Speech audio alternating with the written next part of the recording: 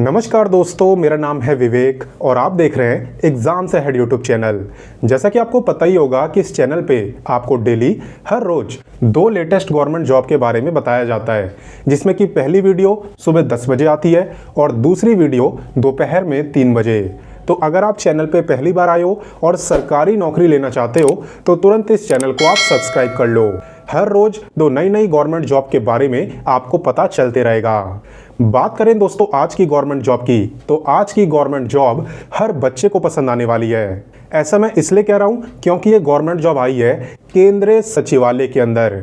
जी हाँ दोस्तों, ये आपकी परमानेंट सेंट्रल गवर्नमेंट जॉब है, जिसे लेने के लिए आपको बस एक एग्जाम देना होता है, सिर्फ एक एग्जाम। और इस बार तो यहाँ पे जॉब लोकेशन भी काफ़ी सारी है और एग्जाम सेंटर भी काफ़ी सारे हैं, तो आपको किसी भी तरीके की कोई दिक्कत नहीं होने वाली। आप बस वीडियो को एंड तक देखो। इस गवर्नमेंट जॉब की A to Z complete information, complete जानकारी मैं आपको दे दूंगा और साथ ही साथ अप्लाई करना भी सिखा दूंगा। तो चलिए शुरू करते हैं। तो सबसे पहले मैं आपको विभाग का नाम बताता हूं ताकि आपको पता चले कि ये गवर्नमेंट जॉब निकाली किसने है। तो दोस्तों यहाँ पे जो मेन विभाग है वो है CSIR। देखिए CSIR के अंदर ना बहुत सारे विभाग आते हैं, बहुत सारे। आप देख सकते हो इस बार जो वैकेंसी आई है वो आई है NEERI। ठीक है, तो NEERI की फुल फॉर्म क्या है वो अभी आपको स्क्रीन पर दिख रही होगी। इसी विभाग ने आपकी परमानेंट सेंट्रल गवर्नमेंट जॉब निकाली है और ये जो विभाग है ये काफ़ी सारे अलग अलग राज्यों में है। ठीक है, तो चलिए बात करते हैं इंपॉर्टेंट डेट्स की। इसके दोस्तों जो आवेदन है वो आप कर पाओगे 1 अप्रैल से।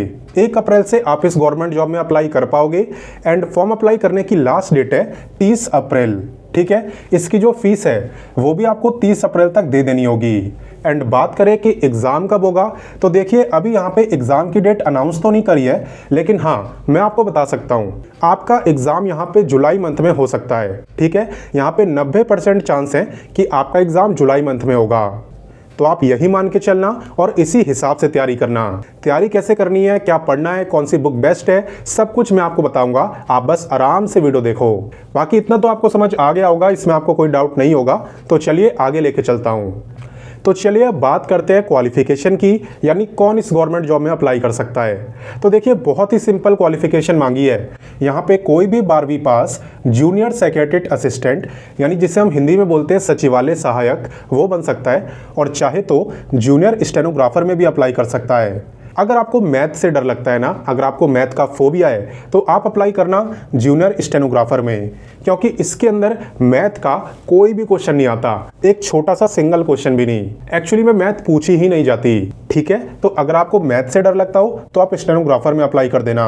और बाकी यहाँ पे सचिवालय सहायक बनना हो अगर आपको, तो आप अप्लाई करना जूनियर सेक्रेटरीट असिस्टेंट में। इसमें भी दोस्तों आपके 3 डिपार्टमेंट होते हैं, जनरल, फाइनेंस एंड अकाउंट्स और स्टोर एंड परचेज। तो कोई भी किसी के लिए भी अप्लाई कर सकता है, ऐसी कोई रुकावट वाली बात नहीं है। सैलरी अगर मैं आपको बताऊं तो यहाँ पे सबसे ज़्यादा सैलरी जूनियर स्टेनोग्राफर की है। इसके अंदर दोस्तों आपका जो सिर्फ बेसिक पे है ना वो है 25,500, प्लस आपको HRA मिलेगा, DA मिलेगा, ट्रैवल अलाउंस मिलेगा। तो सब कुछ मिलाने के बाद 50,000 पर मंथ आपकी टोटल सैलरी हो जाती है। वहीं पे अगर आप JSA यानी जूनियर सेक्रेटरीट असिस्टेंट में अप्लाई करते हो तब आपकी सैलरी रहेगी 36,000 पर मंथ। और आप चाहो ना तो आप दोनों पोस्ट के लिए भी अप्लाई कर सकते हो, JSA के लिए भी और जूनियर स्टेनोग्राफर के लिए भी। बस जो फीस है वो आपको अलग अलग पे करनी पड़ेगी, यानी 2 टाइम्स पे करनी पड़ेगी अगर आप दोनों पोस्ट के लिए अप्लाई करते हो तो आई थिंक इसमें तो आपको थोड़ी भी कन्फ्यूज़न नहीं होगी। तो चलिए मैं आपको आगे लेके चलता हूँ। तो चलिए अब बात करते हैं एज लिमिट की। और मैं हमेशा से कहता हूँ कि यहाँ पे आपको सबसे ज़्यादा ध्यान देना है कि एज आपकी काउंट कब से हो रही है। तो देखिए आपकी यहाँ पे एज काउंट हो रही है 30 अप्रैल से। 30 अप्रैल आपकी फॉर्म भरने की लास्ट डेट भी है। ठीक है, तो अगर आप यहाँ पे स्टेनोग्राफर के लिए अप्लाई करते हो तब आपकी एज 18 से 27 साल के बीच में होनी चाहिए। और अगर आप अप्लाई करते हो JSA के लिए यानी सचिवालय सहायक के लिए, तब आपकी एज लिमिट है 18 से 28 साल। और ये जो मैं आपको एज लिमिट्स बता रहा हूँ ये आपकी जनरल कैटेगरी की है। बाकी अगर आप रिजर्व कैटेगरी में आते हो तब तो आपको रिलैक्सेशन भी मिलेगा। तो चलिए उसके बारे में भी मैं आपको समझा देता हूँ। रिलैक्सेशन की जहाँ तक बात है तो ये सभी गवर्नमेंट जॉब में लगभग सेम रहता है। यहाँ पे SC ST को मिलेगा पूरे 5 साल का रिलैक्सेशन, और अगर आप आते हो OBC कैटेगरी में तो आपको मिलेगा पूरे 3 साल का रिलैक्सेशन। हालांकि जो ओबीसी वाले हैं उनका सेंट्रल का सर्टिफिकेट होना चाहिए, ठीक है, स्टेट का नहीं सेंट्रल का, क्योंकि दोस्तों ये आपकी सेंट्रल गवर्नमेंट जॉब है। आगे बात समझ? तो चलिए आगे बढ़ते हैं। अब हम आ चुके हैं वीडियो के सबसे इंपॉर्टेंट टॉपिक यानी सिलेक्शन प्रोसेस पर, क्योंकि दोस्तों वो अच्छी सैलरी भी तो तभी मिलेगी जब आपका सिलेक्शन होगा। तो चलिए इसके बारे में मैं आपको एकदम डिटेल में बताता हूँ। देखिए, आप चाहे जीएसए के लिए अप्लाई करो यानी सचिवालय सहायक के लिए अप्लाई करो या जूनियर स्टेनोग्राफर के लिए, सबसे पहला आपका ऑनलाइन एग्जाम होता है। ऑनलाइन एग्जाम का मतलब ये नहीं है कि आप घर से एग्जाम दोगे, इसका मतलब ये है कि आप एग्जाम सेंटर जब जाओगे तो वहां पे आपका एग्जाम कंप्यूटर पे होगा। कंप्यूटर पे एमसीक्यू टाइप के क्वेश्चन आपके सामने होंगे, यानी एक क्वेश्चन के 4 ऑप्शन होंगे, उनमें से जो भी आपको सही लगेगा उस पर आप टिक करके आओगे, ठीक है। तो इसे ही हम कहते हैं ऑनलाइन एग्जाम। तो सबसे पहले आपका यही होगा। सिलेबस की अगर बात करें तो इसका सिलेबस आपको नोटिफिकेशन के पेज नंबर 3, 4 और 5 पे दिया हुआ है, ठीक है। तो वीडियो के डिस्क्रिप्शन में मैंने नोटिफिकेशन का लिंक दिया है, आप उसे डाउनलोड करके पेज नंबर 3, 4 और 5 को पढ़ सकते हो। आपको कंप्लीट सिलेबस पता चल जाएगा। हालांकि आपको पढ़ने की जरूरत नहीं है, क्योंकि अगर आपको ही पढ़ना पड़ा नोटिफिकेशन तो फिर मेरे समझाने का फायदा क्या। चलिए मैं आपको एकदम डिटेल में सिलेबस बताता हूँ। तो चलिए सबसे पहले हम जानते हैं जीएसए का एग्जाम पैटर्न और सिलेबस। जीएसए यानी जूनियर सेक्रेटरीट असिस्टेंट यानी कि सचिवालय सहायक। तो जीएसए बनने के लिए आपको बस एक ही एग्जाम देना होता है एंड वो एग्जाम होता है 2.5 घंटे का और टोटल आपसे 200 क्वेश्चन पूछे जाते हैं। यहाँ पे दोस्तों एग्जाम तो एक ही होता है, लेकिन ये एग्जाम 2 पार्टों में डिवाइड होता है। यहाँ पे जब आप एग्जाम देने जाते हो तो पहले 90 मिनट में आपको पार्ट 1 करना होता है, जिसे यहाँ पे पेपर 1 का नाम दिया गया है। इसके अंदर आपसे मेंटल एबिलिटी टेस्ट के क्वेश्चन पूछे जाते हैं, यानी कि इसके अंदर सभी क्वेश्चन मिक्स होते हैं। General intelligence, quantitative aptitude, reasoning, problem solving, situational judgement, सभी मिक्स क्वेश्चन होते हैं, एकदम मिक्स वेज सब्जी की तरह। हालांकि अच्छी बात ये होती है कि इसके कोई मार्क्स नहीं जुड़ते, यहाँ पे बस आपको इसे क्वालिफाई करना होता है। मेरिट लिस्ट जब बनती है तो उसमें इसके मार्क्स काउंट नहीं होते। आपका जो पेपर 1 है यानी जो पार्ट 1 है, इसके अंदर कोई नेगेटिव मार्किंग भी नहीं होती। तो आप सारे क्वेश्चन अटेम्प्ट करके आना, चाहे आते हो या ना आते हो। टोटल 100 क्वेश्चन आपसे पूछे जाते हैं और एक क्वेश्चन 2 मार्क्स का होता है, यानी कि 100 क्वेश्चन हो गए आपके 200 मार्क्स के। 90 मिनट के बाद आपकी स्क्रीन पे खुलता है पार्ट 2 यानी कि पेपर 2, जिसके लिए आपको 60 मिनट का टाइम दिया जाता है। 60 मिनट के अंदर आपको टोटल 100 एमसीक्यू क्वेश्चन करने होते हैं। 100 में से 50 होते हैं जनरल अवेयरनेस के और 50 होते हैं इंग्लिश लैंग्वेज के। यहाँ पे एक क्वेश्चन आपका 3 मार्क्स का रहता है, तो 50 क्वेश्चन हो गए 150 मार्क्स के। और साथ ही साथ यहाँ पे 1 मार्क की आपकी नेगेटिव मार्किंग भी होती है। और जो आपका कंप्लीट सिलेक्शन है वो पेपर 2 के मार्क्स पे डिपेंड करता है। पेपर 1 आपको बस क्वालिफाई करना होता है, उसके कोई मार्क्स काउंट नहीं होते। पेपर 2 के बेसिस पर ही आपका सिलेक्शन होता है। तो यहाँ पे जनरल अवेयरनेस में आपको क्या पढ़ना है और इंग्लिश में आपको क्या पढ़ना है आप देख भी सकते हो। जनरल अवेयरनेस में आपको इंडिया और उसके नेबरिंग कंट्रीज यानी पड़ोसी देशों के sports, history, culture, geography, economics, general polity, general science, ये सब पढ़ना होता है। वहीं पे इंग्लिश के अंदर आपको English language, vocabulary, grammar, sentence structure, synonym, antonym, ये सब पढ़ना होता है। कहाँ से आपको पढ़ना है वो भी मैं आपको बता दूंगा, आप बिल्कुल चिंता मत करो। बाकी अब बात करते हैं स्टेनोग्राफर की। तो मैंने आपको स्टार्टिंग में ही बताया था कि स्टेनोग्राफर के अंदर मैथ का कोई भी क्वेश्चन नहीं आता। यहाँ पे आपका जो एग्ज़ाम है वो 2 घंटे का होता है और टोटल आपसे भी 200 क्वेश्चन ही पूछे जाते हैं। 200 में से 50 होते हैं आपके जनरल इंटेलिजेंस और रीजनिंग के, 50 होते हैं जनरल अवेयरनेस के और टोटल 100 क्वेश्चन आते हैं इंग्लिश से रिलेटेड। ये समझ लो जिसकी यहाँ पे इंग्लिश सब्जेक्ट में पकड़ है वो यहाँ पे आराम से बाजी मार सकता है।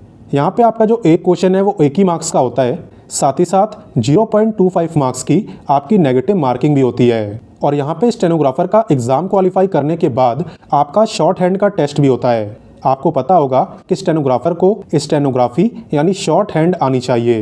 एक्चुअली में उनका काम ही वही होता है, ठीक है। तो इसके अंदर जो स्पीड मांगी है वो है 80 वर्ड पर मिनट। और यहाँ पे इंग्लिश और हिंदी दोनों में से किसी भी एक लैंग्वेज में आपको शॉर्ट हैंड आनी चाहिए। आपको जिसमें भी आती है उसी में आप इसका टेस्ट दे सकते हो। और बाकी दोस्तों यहाँ पे अब आपको डाउट आ रहा होगा कि सर हम इसकी तैयारी कैसे करेंगे। तो इस गवर्नमेंट जॉब के लिए जो भी सबसे बेस्ट बुकें हैं उसका लिंक मैंने वीडियो के डिस्क्रिप्शन में दे दिया है। मैथ, रीजनिंग, जीके, इंग्लिश सभी बुकों का लिंक मैंने डिस्क्रिप्शन में दे दिया है। आप उसे परचेज करके इसकी ज़बरदस्त तैयारी कर सकते हो। हालांकि दोस्तों तैयारी करने का फ़ायदा तभी है जब आपको यहाँ पे कंप्यूटर चलाना आता हो, क्योंकि दोस्तों यहाँ पे एग्ज़ाम के बाद आपका कंप्यूटर टेस्ट भी होता है। यानी कि आपका यहाँ पे टाइपिंग का टेस्ट होता है, जिसमें कि अगर आप इंग्लिश में टाइप करते हो तब आपकी स्पीड होनी चाहिए 35 वर्ड पर मिनट, और अगर हिंदी में टाइप करते हो तब आपकी मिनिमम स्पीड होनी चाहिए 30 वर्ड पर मिनट। और काफ़ी बच्चों को लगता है कि कंप्यूटर टेस्ट में सिर्फ टाइपिंग टेस्ट होता है। जी नहीं, यहाँ पे टाइपिंग टेस्ट तो कोई भी क्वालिफाई कर सकता है जो भी थोड़ी बहुत प्रैक्टिस करे, लेकिन यहाँ पे साथ ही साथ आपका कंप्यूटर प्रोफिशिएंसी टेस्ट भी होता है। यानी कि वो चेक करते हैं कि आपको कंप्यूटर पे काम करना आता है, कंप्यूटर चलाना आता है या नहीं। बेसिकली वो इसमें चेक करते हैं एमएस ऑफिस की नॉलेज, यानी कि आपको Excel, Word, PowerPoint, Outlook, Access ये सारी चीज़ें अच्छे से चलानी आनी चाहिए, क्योंकि यहाँ पे आपका प्रैक्टिकल टेस्ट लिया जाता है। यानी कि वो आपको एक टाइम लिमिट दे देंगे कि हमें ये 10 मिनट के अंदर ये काम करके दिखाओ या आधे घंटे के अंदर हमें काम करके दिखाओ। तो वो आप तभी कर पाओगे जब आपको अच्छे से आता होगा, आपने प्रैक्टिस की होगी, है ना।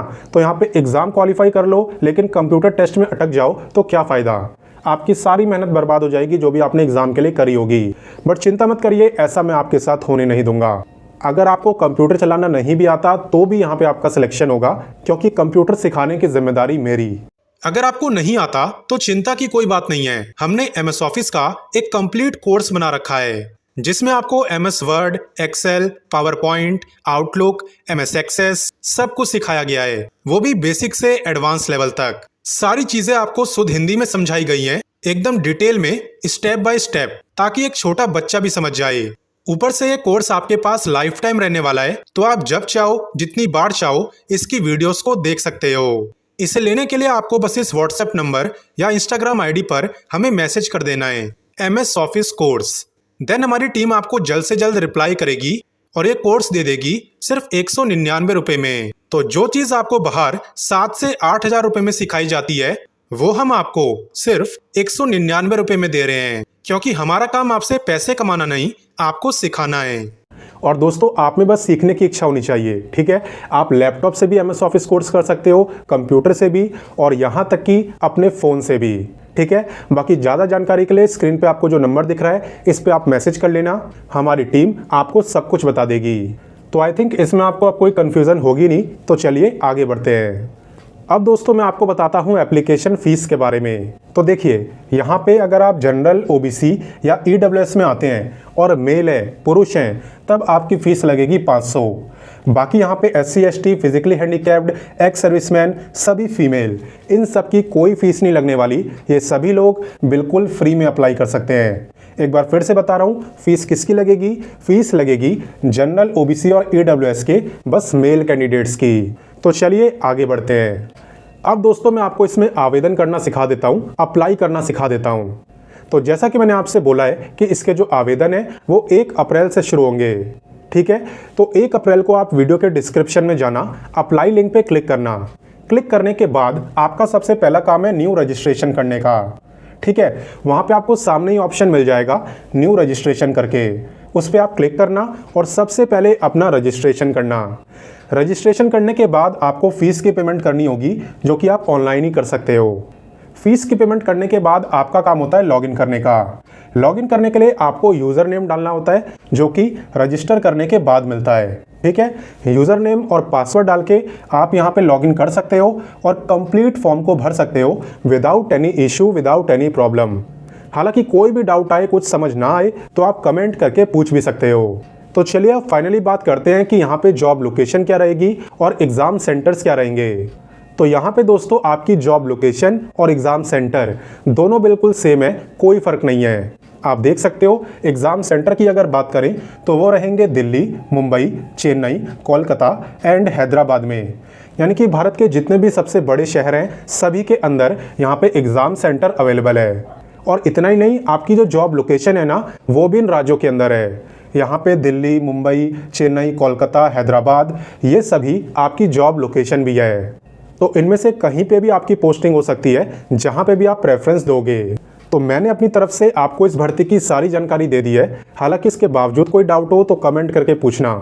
और मेरी आपसे एक रिक्वेस्ट है कि इस वीडियो को ज़्यादा से ज़्यादा शेयर करना अपने सभी दोस्तों के साथ, भाई बहनों के साथ, ताकि उन्हें भी इस लेटेस्ट गवर्नमेंट जॉब के बारे में पता चले और आपके साथ साथ वो भी तैयारी करें। ठीक है, मिल के तैयारी करने का मजा ही अलग है।